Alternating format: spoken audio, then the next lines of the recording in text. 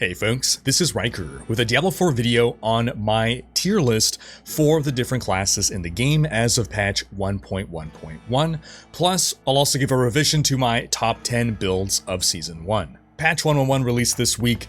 It brought some buffs to sorcerer builds and some buffs as well to barbarians, mostly focused on sorcerers, and some other small changes to other classes as well. So here's a tier list of how I see the overall balance of the classes at the current state of the game. We'll show the tier list here, and we'll say that this includes all aspects of the game. It includes the 1 to 50 leveling, it includes general endgame content, it includes speed farming, and it also includes pushing nightmare dungeons. The more capable a class is in all of these activities, the higher it's going to rank.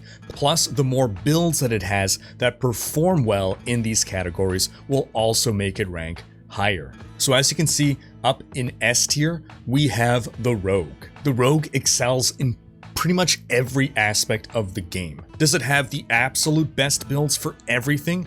Not necessarily, but it's damn close in, again, just about every aspect of the game. Between Twisting Blades, Death Trap, Barrage, Flurry, Rapid Fire, the Rogue, Penetrating Shot, the Rogue has so many different builds that are performing really well across different kinds of activities. So if you pick a Rogue, you have no shortage of builds that you can select from and be good at most of what the game offers. And that's why it stands alone in S tier.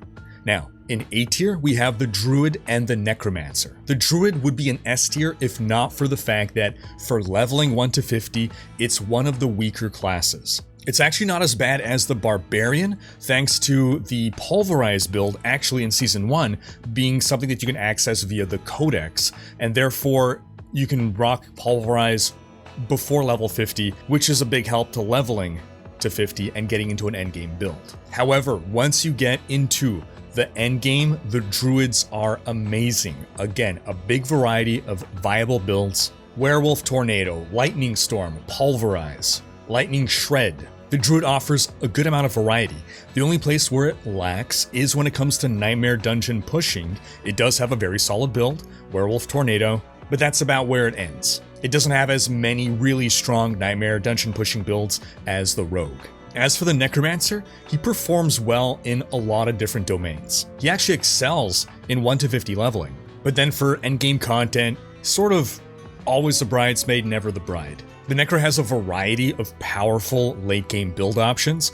Between Bone Spear, the Infinimist build, and the Omnistorm build, the Necro has 3 solid options for most endgame content. But most of them aren't seen as the best at any particular activity. Necros are a big casualty of the big vulnerable nerf. Then in B tier, we have the Sorcerer. The Sorcerer excels at 1 to 50 leveling, and then in the endgame, speed farming.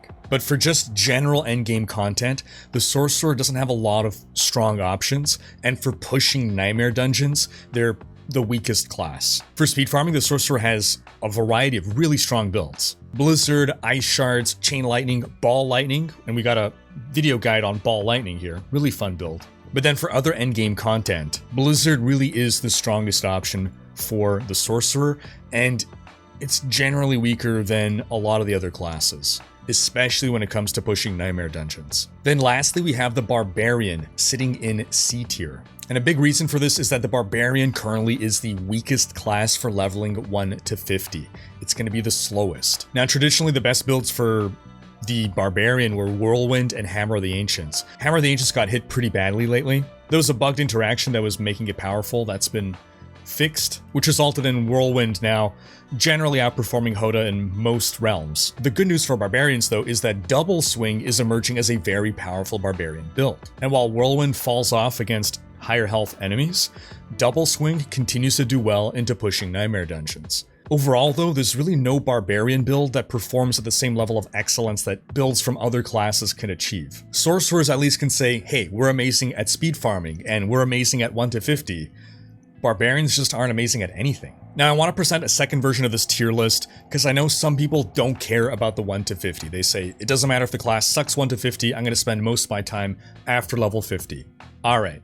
Here's this version of the tier list now. In S tier, we now have the Rogue and the Druid, because now the Druid's early game weakness is nullified. In A tier, we're going to have the necromancer. And then in B tier, the barbarian will join the sorcerer. We're removing the barbarian's greatest weakness. It's 1 to 50 leveling, and that makes it overall on par. The key difference between the sorcerer and the barbarian is that the barbarian is sort of average across all endgame activities, whereas the sorcerer is really good at speed farming and really bad at nightmare dungeon pushing. Now, before we end here, I want to revise my top 10 list of best builds for Season 1 following the patch. So here's my previous list, and we're going to just start from number 1 and see how things are revised. So first off, in first place, we still have Twisting Blades with an honorable mention to Death Trap. Rogue still up top. Number 2 remains the Druid's Werewolf Tornado build. Number 3 remains Barrage. But then for number 4, we have a new contender that has entered the arena. This is the Flurry Rapid Fire Rogue, an emerging rogue build that is really good at pretty much everything, arguably better than Twisting Blades in many things, but for Nightmare Dungeon pushing, it isn't quite as good as Twisting Blades. However, Flurry Rapid Fire generally performs better than the Flurry build by itself and the Rapid Fire build by itself. I'm really excited about this build. I haven't tried it yet. This is just from my observations of how it's performing. But because it's covering Flurry and Rapid Fire, I am not going to include on this list Flurry and Rapid Fire. Again, it would just be unfair. Rogues would have so many of the spots in the top 10 list. But we will mention that Flurry and Rapid Fire in their own right are very powerful builds. Now, number 5, we have Lightning Storm, brought down 1 position because we gotta bring in Flurry Rapid Fire, which I believe is the stronger build. Number 6, we have Bone Spear, also bumped down 1. 7, Penetrating Shot, bumped down 1. 8, Infinimist, bumped down 1. We'll make a special mention now to the Omnistorm build, which it's a new emerging build. I'm not super familiar with it, but it seems to be performing very well and arguably roughly on par with Infinimist. Then for 9, we have Pulverize, and previously we had Lightning Shred as an honorable mention. Pulverize is actually performing better than I thought it would, so the number 9 position on this list is actually higher in power, better in power than I expected, which bumps off Lightning Shred. And then number 10, previously we had Whirlwind, that's getting bumped down. The new best Barbarian build, Double Swing. We also had Hoda as an honorable mention, not worth mentioning anymore. Double Swing now is the Barbarian build of the season. So those are my opinions, but I turn the question to you folks. What builds do you think are the best? How do you rate the classes? Sound off in the comments. And that's gonna wrap up this video. Thanks for watching. Special thanks to my Twitch, Patreon, and YouTube supporters for making these videos possible. If you enjoyed this video, please share it, check out these other videos, and subscribe to join Rhykker's Raiders for more Diablo content.